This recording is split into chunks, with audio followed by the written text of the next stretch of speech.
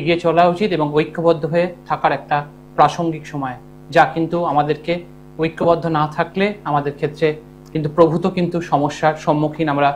আপনারা জানেন যে বিগত কয়েকদিন আগে যা ঘটনা ঘটেছে তা কিন্তু যথেষ্ট মর্মান্তিক এবং তা কিন্তু যথেষ্ট বেদনাদায়ক। সুতরাং এই যে বর্তমান সময়, সেই বর্তমান সময়, এই যে সময়টা যথেষ্ট সন্দিহান এবং সেই সময়কে আমাদেরকে খুব সিধে সুস্থভাবে এবং যথেষ্ট ঐক্যবদ্ধ হয়ে আমাদেরকে এগিয়ে চলতে হবে। আর এই আমাদেরকে যখনই আমাদেরকে ভালো মতো করে থাকতে হয়, সুন্দরভাবে থাকতে হয়, তখনই আমাদের কিন্তু সবচেয়ে বেশি যেটা গুরুত্বপূর্ণ তা হয়ে যায় আমাদের কাছে পরিবার। বহু পরিবারকে দেখেছেন আপনারা এই কয়েকদিন ধরে যথেষ্ট তারা বিপর্যস্ত। আর এই ঠিক একই রকম ভাবে যখন কোনো পরিবারের কথা উঠে আসে, পরিবার মানেই কিন্তু বোঝায় যে আমাদের গৃহ। আর এই গৃহ থেকেই আমাদের সমস্ত কিছু শুরু। এবং গৃহর যে পরিবার, সে পরিবারের মানুষগুলো যদি ঠিক থাকে, তাহলে আমরা আমাদের ব্যক্তিগত জীবন, আমাদের সমস্ত কিছুতে আমরা এগিয়ে নিয়ে চলেছি। এর আগেও দেখেছেন আপনারা বহু ক্ষেত্রেই বহু বাস্তুর অনুষ্ঠান করেছি, কিন্তু বাস্তুর ক্ষেত্রে বাস্তু হচ্ছে এমন একটা এফেক্ট, যার যদি সঠিক রেমেডি না হয়, তা কিন্তু আমাদের জীবনে, বিশেষ করে কেরিয়ারে, আমাদের এডুকেশনে এবং সেক্ষেত্রে এবং আমাদের রোগ এবং অস্থিরতা এবং তার সঙ্গে আমাদের যে ব্যক্তিগত জীবন, অর্থনৈতিক জীবন, সাংসারিক জীবন, সবকিছুর উপরে কিন্তু প্রভাব ফেলতে পারে। সেজন্য বাস্তুর একটা সঠিক রেমেডি অত্যন্তভাবে জরুরি। এবং বাস্তুর রেমেডি যদি সঠিক হয়, তাহলে কিন্তু দেখবেন আপনি অনেকটা কিন্তু জীবনে এগিয়ে যেতে পারছেন। বাস্তুর রেমেডি যদি না হয়, সঠিক না হয়, তাহলে সেক্ষেত্রে আপনার যত চেষ্টাই করুন না কেন, আপনি হাজার হাজার খরচ করে আপনার জন্য যত রেমেডি করে ফেলুন না কেন, তার কিন্তু সঠিক ফল কিন্তু কখনোই পাবেন না। সেই কারণের জন্য বাস্তুর একটা সঠিক রেমেডি, যা কিন্তু আমাদের জীবনকে অনেকটা পরিমাণ ত্বরান্বিত করে। এবং দেখুন, প্রথমে তো আপনাকে বুঝতে হবে আইডেন্টিক্যালি যে আপনার যে বাস্তু, সেই বাস্তুর জায়গাটা আলটিমেটলি আর কোনো প্রবলেম আছে কিনা। অর্থাৎ সেই প্রবলেমের আগে আইডেন্টিফিকেশন দরকার রয়েছে। আপনার বাস্তুতে কোনো সমস্যা আছে কিনা তার আইডেন্টিফিকেশন। আগে যদি বাস্তুর কোনো সমস্যা থাকে, তারপরেই আসে রেমেডিয়াল পার্ট বা রেমেডির অংশ। তা না হলে কিন্তু বাস্তুতে যদি কোনো সমস্যা না থাকে, বাস্তুর কোনো পজিশনিং এ যদি কোনো সমস্যা না থাকে, তাহলে সেক্ষেত্রে কিন্তু কোনো বাস্তুর রেমেডি প্রয়োজনটা পড়ে না। তবে কিছু জায়গাতে আমাদেরকে একটু বিশেষভাবে কিছু স্টেপিং এর দরকার থাকে, কিছু পজিশনিং এর ক্ষেত্রে দরকার থাকে, সেগুলোকে আমাদেরকে একটু খেয়াল করে করতে হবে। কিন্তু বাস্তুর যদি কোনো প্রবলেম থাকে, তার জন্য কিন্তু অবশ্যই আগে আইডেন্টিফিকেশন দরকার যে বাস্তুর সমস্যা রয়েছে, তারপরেই কিন্তু তারপরে স্টেপ আসে। কিন্তু দেখুন, এই যে একটা বিষয়টাকে বুঝতে হবে, দেখুন আমাদের একটা জমির মধ্যে যে আমরা যদি বাড়িতে থাকি, আবার অনেকেই আমরা ফ্ল্যাটে থাকি, এই বাড়ি আর ফ্ল্যাটের দুটো বিষয় কিন্তু আলাদা। যার ফলে তাদের যে রেমিডিস, তাদের যে ক্যালকুলেশনস, তাদের যে অ্যানালিসিস, সেটাও কিন্তু সম্পূর্ণরূপে আলাদা। তার কারণ বাড়ির উপরে যারা থাকেন, বাড়ির মধ্যে যারা থাকেন, তাদের ক্ষেত্রে দেখবেন লক্ষ্য করে তারা একটা বাড়িতে একটা নির্দিষ্ট পরিবার থাকে। কিন্তু যখন কোনো ফ্ল্যাটে যাবেন, তখন সেক্ষেত্রে দেখবেন সেই যে ইমারত, তার মধ্যে কিন্তু একাধিক পরিবার থাকে। যে এক বা একাধিক পরিবার থাকে, এখানে কিন্তু বাস্তুর ক্ষেত্রে রেমিডির জায়গাটা কিন্তু চেঞ্জ হয়ে গেল এবং তার বিশ্লেষণটাও চেঞ্জ হয়ে গেল। তাই অনেকেই এটা বুঝতে পারেন না, সেই জায়গাটাকে অনুধাবন করার বিষয় থাকে। তাই বাস্তুকে সঠিকভাবে নির্ধারণ করে তবেই সেখান থেকে তার সঠিক জায়গাটাকে আপনাকে বুঝে নিতে হবে। যদিও বহু মহাপণ্ডিত অ্যাস্ট্রোলজার আছেন, যারা আপনি চেম্বারে যাওয়ার আগেই আপনাকে ধুলো ঝুল এসব নিয়ে চেম্বারে উপস্থিত হতে বলেন। আগে ডেট অফ বার্থ না দেখেই, তাকে আইডেন্টিফিকেশন না করেই কি করে এটা সম্ভব যে সে বাস্তুদোষ আগে থেকেই বলে দেওয়া সম্ভব? সেটা সম্ভব না। কিন্তু সেই বাস্তু দোষটাকে আগে আইডেন্টিফিকেশন করার দরকার থেকে, ডেট অফ বার্থই দেখা হলো না, তার আগেই ধুলো ঝুল এসব নিয়ে আগে থেকেই পৌঁছে যেতে বলতে হচ্ছে। এবং এর ফলে কি হচ্ছে, আগে থেকে একটা প্ল্যানিং এর একটা দেখা যাচ্ছে যে বাস্তু সংক্রান্ত একটা ভয় দেখানোর বিষয়। দেখুন, যে কোনো অ্যাস্ট্রোলজার তো এরকমও আছেন, কোন অ্যাস্ট্রোলজার যিনি নিজেকে কবি, সাহিত্যিক, আবার কখনো আবার নিজেকে ওঝা বলেও দাবি করে ফেলছেন। কিছু কিছু ক্ষেত্রে আবার দেখুন, কেউ যদি এখন নিজেকে ভূত ছাড়ানোর ওঝা বলে মনে করেন, তাহলে তাকে কি আর অন্য কেউ তাকে কি অ্যাস্ট্রোলজার মানতে পারবে? দেখুন, সে বিষয়টাকে বোঝার আছে। নিজেরা প্রশ্ন করতে শিখুন। যখন প্রশ্ন করবেন, নিজের উত্তরটা যখন সঠিক পাবেন, তবেই সেক্ষেত্রে আপনি জীবনে এগিয়ে যেতে পারবেন এবং আপনার যে সংশোধন, সেই সংশোধনগুলো সঠিক পর্যায়ে হবে।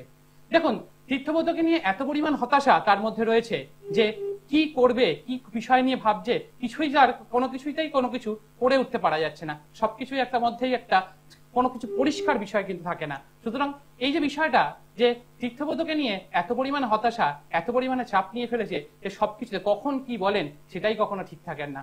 দেখুন, আমাদেরকে জীবনে সঠিকভাবে এগিয়ে যেতে হলে আমাদের বাস্তুকে সঠিকভাবে তার আগে আইডেন্টিফিকেশন করতে হবে যে কিভাবে আমরা আমাদের বাস্তুকে সংশোধন করতে পারি। আদৌ কি আমাদের বাস্তুতে সংশোধনের প্রয়োজন রয়েছে, রেকটিফিকেশনের প্রয়োজন রয়েছে? তার জন্য আমরা কি করতে পারি, যেখান থেকে আমরা বুঝতে পারবো যে আমাদের বাস্তুতে আদৌ কি সমস্যা আছে না নেই। সেটা নিয়ে আজকে আমার আলোচনা এগিয়ে চলবে। আমাদের প্রথম বন্ধুকে নিয়ে আমাদের আলোচনা এগিয়ে চলবে। কে বলছেন, কোথা থেকে বলছেন? বলুন, কে বলছেন, কোথা থেকে বলছেন? আপনার আপনার নাম?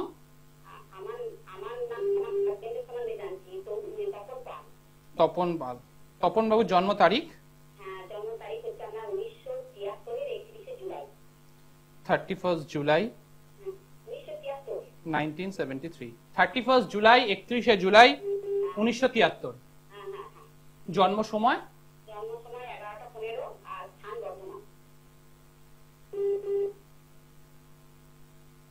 অনুষ্ঠান কতদিন ধরে দেখছেন, কেমন লাগছে?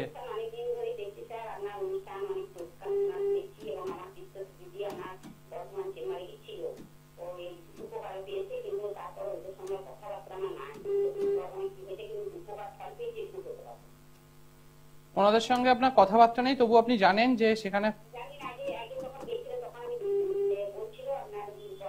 আচ্ছা, উনি আপনাকে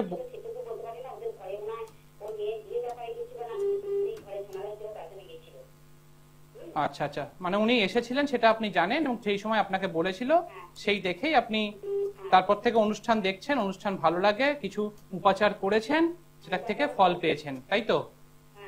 তার মানে সৌভাগ্য দর্পণে তীর্থব্রত যে উপাচারগুলো আপনাদেরকে বলে সেগুলো এফেক্টিভলি আপনাদের জীবনে কাজে দেয়, সেটা আপনি আমার দর্শককে জানাচ্ছেন, তাই তো? দেখুন, এখানে যা পাওয়া যাচ্ছে তপন বাবুর, যে তপন বাবুর এই যে জন্ম তারিখ 31 তারিখ, 31 সংখ্যাটাকে যদি আমরা যোগ করি তাতে পাওয়া যায় 4, এবং তার সঙ্গে মান্থ হচ্ছে এখানে জুলাই মাস এবং 1973 সাল। এই 4 সংখ্যার জাতক জাতিকা যারা হন তাদের ক্ষেত্রে বর্তমান ব্যক্তিগত জীবনে একটা উঠাপড়া কিন্তু থাকে। লাইফে কিন্তু সহজে সবকিছু কিন্তু ধরা দিতে চায় না, এবং জীবনে অনেকটা স্ট্রাগল, এবং সেই স্ট্রাগল থাকলেও সঠিক পরিকল্পনা অনুযায়ী কোনো কাজকে সঠিকভাবে তাকে কিন্তু রূপ দেওয়ার ক্ষেত্রে একটা সমস্যা, এবং ব্যক্তিগত জীবনে অনেকটা স্ট্রাগল করে তারপরে পরবর্তী ক্ষেত্রে জীবনের শেষ ফেজে এসে অনেকটা পরিমাণ কিন্তু ইমপ্রুভমেন্ট পাবে, কিন্তু যতটা পরিমাণ চাইবে সেই অনুযায়ী স্যাটিসফ্যাকশন বা বলতে পারেন সন্তুষ্টি কিন্তু জীবনে থাকবে না। এবার আমরা আসবো জন্ম ছকে। লগ্ন পাওয়া গেছে ভরণী নক্ষত্র, অর্থাৎ এখানে মেষ লগ্ন, এবং চন্দ্র পাওয়া গেছে মঘা নক্ষত্রে। এই মঘা নক্ষত্রের জাতক জাতিকা যারা হন তারা কিন্তু জীবনে কিন্তু অনেকটা ইমপ্রুভমেন্টের জায়গা থাকে, এবং সিংহ রাশি এবং সেখানে শুক্র যুক্ত অবস্থা বসে রয়েছে, শুক্র চন্দ্র একসঙ্গে যুক্ত অবস্থা বসে রয়েছে। এই যে বর্তমান সময়ে কিন্তু শনির একটা অষ্টম স্থানে রাশির অবস্থান করবে, অষ্টম স্থানে। এই যে বর্তমান সময়টা শারীরিক, মানসিক এবং অর্থনৈতিক এই জায়গাটা ক্ষেত্রে কিন্তু একটা সমস্যা তৈরি করবে, এবং ব্যক্তিগত জীবনে সেখানে সমস্ত গ্রহগুলোই কিন্তু দেখা যাচ্ছে যা বেশিরভাগ গ্রহই কিন্তু রাহু কেতু দ্বারা নিয়ন্ত্রিত, এবং বিশেষ করে ওনার ব্যক্তিগত জীবন, বিশেষ করে ফাইন্যান্সিয়াল এরিয়া, কেরিয়ার, এই জায়গাটা কিন্তু একটা যথেষ্ট প্রবলেম। ফাইন্যান্সিয়াল জায়গা যতটা পরিমাণ দরকার সেই অনুযায়ী কিন্তু ডেভেলপমেন্টের জায়গাটা একটা সমস্যা। বর্তমান সময়ে শারীরিক জায়গাটা যথেষ্ট পরিমাণে কিন্তু সমস্যা দিচ্ছে, বিশেষ করে ব্যক্তি যতটা যেভাবে চাইছেন সেইভাবে কোনো কিছু কাজই কিন্তু বিগত 3-4 বছর ধরে হচ্ছে না, এবং আপনাদের নিজেদের মধ্যেও একটা আন্ডারস্ট্যান্ডিং এর প্রবলেম কিন্তু মোটামুটি ভাবে বর্তমান সময়টা দেখতে পাওয়া যাচ্ছে। মোটামুটি 52 বছর বয়স, এবং এই যে সময়টা যেভাবে নিজেকে অন্যান্য পরিবারের অন্যান্যদের জন্য যতটা পরিমাণ করেছেন সেই অনুযায়ী অন্যদের থেকে সাহায্য বা যতটা পরিমাণ সুনাম পাওয়ার জায়গা সেই সুনামটা কিন্তু পাওয়া যায়নি, এবং লগ্নের তৃতীয় স্থানে শনি কেতুযুক্ত অবস্থায় এবং রাহু দ্বারা দৃষ্ট অবস্থায় বসে রয়েছে। অর্থাৎ এই যে জায়গাটা, যে কর্মক্ষেত্র এবং সফলতার যে জায়গাটা, এটা বারবার ধরে সারাটা জীবন ধরে কিন্তু একটা স্যাক্রিফাইস কিন্তু ওনাকে করতে হয়েছে। আর কি জানতে চান বলুন?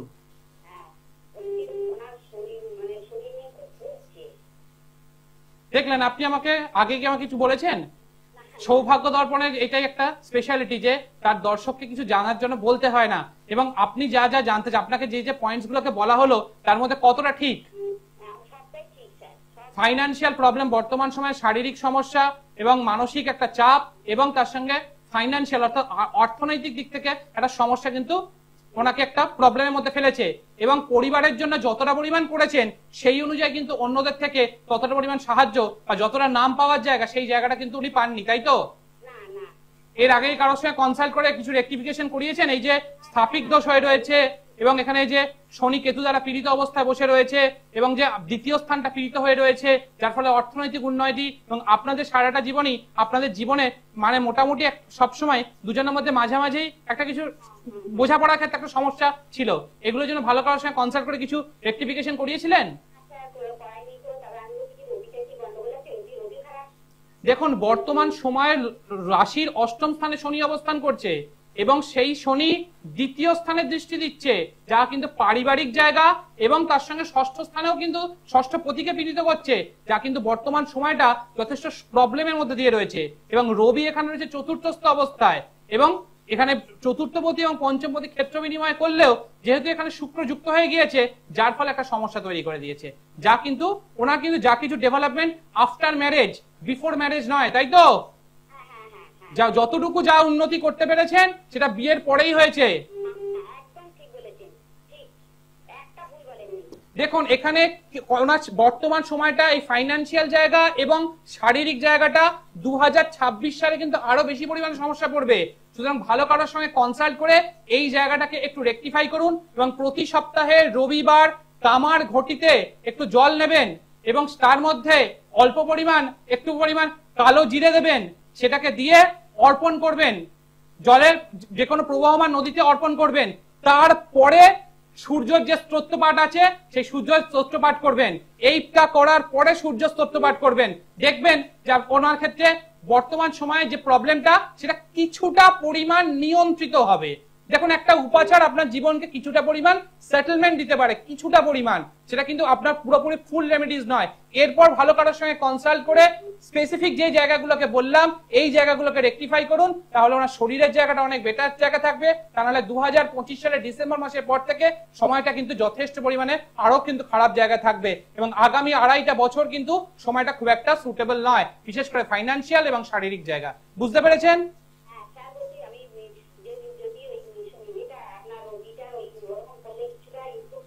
বললাম যে একটা উপাচার, আপনার বাড়ির একটা কন্ডিশন আছে, দশা অন্তর্দশার ফ্যাক্টর আছে, কিছুটা পরিমাণ আপনি এখান থেকে উপকার পাবেন, কিন্তু পুরো উপকার এখান থেকে 100% এখানে হবে না। এর জন্য ভালো কারোর সঙ্গে কনসাল্ট করে কিছু রেকটিফাই করুন, কিন্তু যে উপাচারটা বললাম সেই উপাচারটা করুন, আপনি কিছুটা পরিমাণ উপশম পাবেন এবং সেটা আপনি আমাকে আবার ফোন করে জানাবেন। আমি আপনার জন্য অপেক্ষায় থাকলাম, কিন্তু অবশ্যই জানাবেন। দেখুন, এখানে এর জন্য বর্তমান সময়টা আমি আগেই বললাম, এই যে সময়টা খুব একটা ভালো চলছে না এবং ওনার বুধের যে জায়গাটা পীড়িত অবস্থায় বসে রয়েছে এই এবং যেহেতু কেতু যুক্ত হয়ে গিয়েছে সেই কারণে জন্য এই প্রবলেমগুলো হচ্ছে। এর জন্য ভালো কারোর সঙ্গে অবশ্যই মেডিকেশনও করবেন এবং ভালো কারোর সঙ্গে কনসাল্ট করুন, তাহলেই দেখবেন ভালো থাকবেন। দেখুন, একটা জন্মছককে যদি সঠিকভাবে তার সঠিক আধারে আমরা যদি তাকে সঠিকভাবে পরিচালনা করতে পারি, তাহলে একটা জন্মছককে সঠিকভাবে তার রেমেডিজ হলে এবং তাকে যদি সঠিকভাবে আমরা তার জীবনটাকে সেই মতো করে আমরা এক্সিকিউট করতে পারি, একটা প্রপার ডেস্টিনেশন আমরা যেতে পারি। দেখুন, অ্যাস্ট্রোলজিকে শুধুমাত্র একটা গাইডলাইন না, তাকে জীবনের সঙ্গে একটা ওতপ্রোতভাবে জুড়ে নিন, তাহলেই দেখবেন আপনার জীবনটাকে তাকে শুধুমাত্র একটা গাইডলাইনের সঙ্গে সঙ্গে তার একটা পার্টিকুলার একটা ডেস্টিনেশন আপনি এগোতে পারছেন। তা না হলে কিন্তু আমাদেরকে বারবার ধরে প্রতিহত হতে হবে। দেখবেন আপনার জীবনে আপনি অনেক চেষ্টা করেছেন, অনেকে দেখবেন অনেক কম চেষ্টার ফলে খুব দ্রুততার সঙ্গে তার কিন্তু অগ্রগতি হচ্ছে, কিন্তু আপনি অনেক চেষ্টা করার পরেও কিন্তু সেই অগ্রগতির ক্ষেত্রে আপনার কিন্তু সমস্যা হচ্ছে। এটা কারণটা কি? তার কারণ আমাদের যে জন্মছক, সেই জন্মছকের যে গ্রহগত অবস্থান এবং দশা অন্তর্দশা যে পিরিয়ড এবং তার সঙ্গে গোচরের অবস্থান, এই একটা সামগ্রিক ফল যা কিন্তু আমাদেরকে দিয়ে থাকে এবং তার সঙ্গে বাস্তু, এই যে সবকটার একটা টোটাল ইম্প্যাক্ট হিসেবে তবেই কিন্তু তার আমরা রেজাল্ট পাই। দেখুন, আমরা যে কোনো ধরনের যদি ফল পেতে হয়, সেই ফল পাওয়ার ক্ষেত্রে আমাদের শুধুমাত্র একটা বিষয়ের উপর ফোকাস করলে হয় না, তার পেছনে অনেকগুলো ফ্যাক্টরস থাকে, অনেকগুলো কারণ থাকে। সেগুলো যখন একসঙ্গে কাজ করে তবে সেগুলোকে একটা জায়গায় নিয়ন্ত্রিত হয়ে যখন সেটা পার্টিকুলার ফোকাসে যায়, এগিয়ে চলে, তবে সেখান থেকেই আমাদের সফলতা আসে। আমরা আমাদের দ্বিতীয় বন্ধুকে নিয়ে এগিয়ে চলবো। কে বলছেন, কোথা থেকে বলছেন? নমস্কার। কার সম্বন্ধে জানবেন? আপনার নাম আর একবার বলবেন? রাজু নিয়োগী। আচ্ছা, জন্ম সময় 16/9/1997, 16th September 1977, তাই তো? 12:38 AM, 12:38, মানে ডেটটা চেঞ্জ করে 15 তারিখ থেকে 16 তারিখ করে বলছেন তো? মানে বাংলায় 15 আর এতে 16 দাঁড়াচ্ছে, তাই তো? কতদিন ধরে অনুষ্ঠান দেখছেন? কেমন লাগছে? কেমন লাগছে? তো এই অনুষ্ঠানটা দেখে কখনো কোনো উপাচার ব্যবহার করে দেখেছেন? জন্মস্থান বললেন চুচুড়া, তাই তো?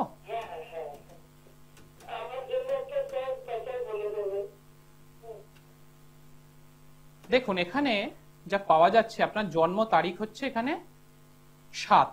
এই 7 সংখ্যার জাতক জাতিকা যারা হন, তাদের কিন্তু জীবনে অনেকটা পরিমাণ স্ট্রাগল থাকে, এবং যে পরিমাণ প্ল্যানিং এবং যে পরিমাণ আপনার জীবনে আপনি যেভাবে চাইবেন সেই মতো করে কোনো একটা পরিষ্কার কোনো পরিকল্পনা, সেই পরিকল্পনার বাস্তব রূপ দেওয়ার ক্ষেত্রে সমস্যা সবসময় কিন্তু ফেস করবেন, এবং যেভাবে চাইবেন সেই অনুযায়ী কোনো কাজই সঠিকভাবে হতে চাইবে না।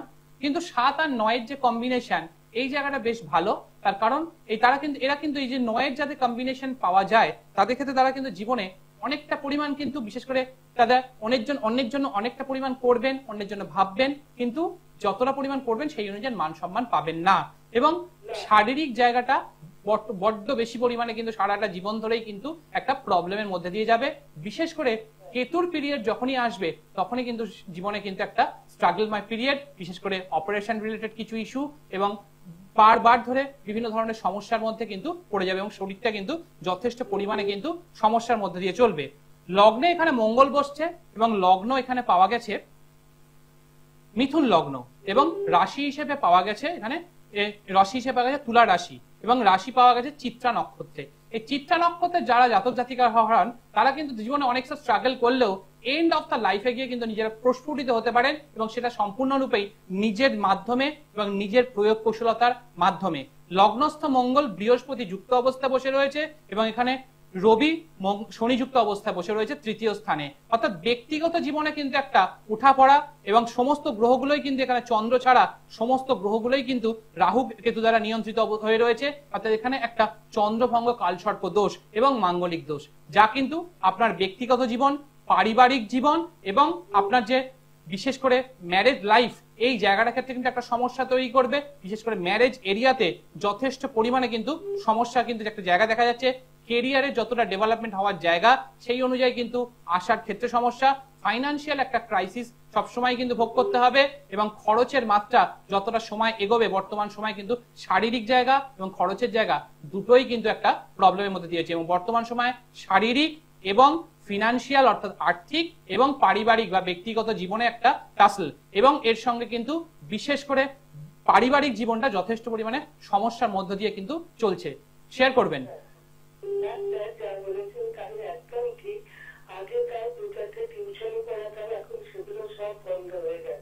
দেখলাম, আমি আগেই বললাম আপনাকে, বর্তমান সময়টা অর্থনৈতিক জায়গাটা একটা সমস্যা তৈরি করছে। আপনার কি বিবাহ হয়েছে? এবং এই বিবাহ ব্যক্তিগত জীবনটা অনেকটা স্ট্রাগলময় একটা পিরিয়ডের মধ্যে দিয়ে গেছে, এবং বর্তমান সময়টা একটা দেখুন, এই যে জন্মছকের কিছু জায়গায় বেরোনোর জায়গা রয়েছে। 2025 সালের মোটামুটি সেপ্টেম্বর অক্টোবর মাসের পর থেকে কিছুটা ইমপ্রুভমেন্ট আসবে, কিন্তু 100% ইমপ্রুভমেন্ট আপনি এখান থেকে পাবেন না। কিন্তু 2027 সালের পর থেকে কিছুটা ইমপ্রুভাইজেশন কিন্তু পাবেন, কিন্তু তার জন্য এই যে কিছু কিছু জায়গায় যে প্রবলেম হয়ে রয়েছে, এর জন্য ভালো কারোর সঙ্গে কনসাল্ট করে একটু রেকটিফিকেশন করুন, এবং প্রতি সপ্তাহে শনিবার দিন যে কোনো মাতৃমন্দিরে একটা জবার মালা অর্পণ করবেন, এবং বুধবার দিন 5টা সবুজ রঙের লজেন্স কাউকে প্রদান করবেন, কোনো বাচ্চাকে প্রদান করবেন। এটা করুন, তারপর আপনি জানাবেন যে কেমন আছেন। কিছুটা হলেও আপনার কিছুটা উপশম হবে। এরপর ভালো কারোর সঙ্গে কনসাল্ট করে একটু রেকটিফিকেশন করুন। নমস্কার। দেখুন, একটা জন্মছকের সঠিক আধার বা যদি সঠিকভাবে বিশ্লেষণ করা যায়, তাহলে তার জন্য কিন্তু দেখবেন আপনি আপনাকে সঠিক রাস্তাকে আপনি নিজেই খুঁজে পাবেন।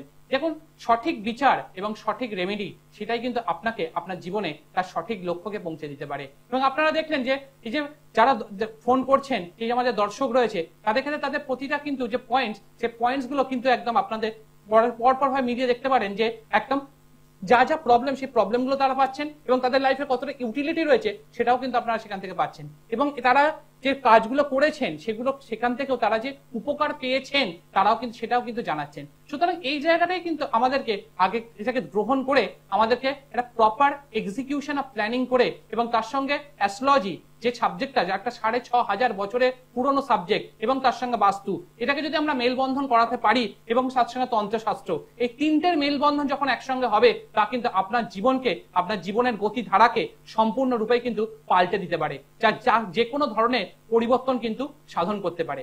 আজকের আমাদের যে আলোচনার যে বিষয়বস্তু আমি যে প্রথমে শুরু করেছিলাম, যে আমরা তো অনেক ক্ষেত্রে কেউ আমরা ফ্ল্যাটে থাকি, কেউ আমরা বাড়িতে থাকি, কিন্তু আমরা আমাদের মধ্যে অনেক ক্ষেত্রেই দেখতে পাওয়া যায় যে আমাদের বাড়িতে আদৌ কি বাস্তু প্রবলেম রয়েছে কেউ বললেই আমরা কেন বিশ্বাস করে নেব। সুতরাং সেই কারণের জন্য আমার মনে হয় যে একটা আইডেন্টিফিকেশন আগে নিজেরা করতে শিখুন। এখন এমন একটা সময় আমরা দাঁড়িয়ে রয়েছি, নিজেরা প্রশ্ন করার জন্য তৈরি হন, নিজেরা প্রশ্ন করুন কেন, কি বিষয়, তবেই তো সেখান থেকে তার আইডেন্টিক্যালি সেখান থেকে বেরোতে পারবেন। দেখুন, আপনি আপনার একটা বাড়িতে একটা সাদা জবা ফুলের গাছ রাখুন।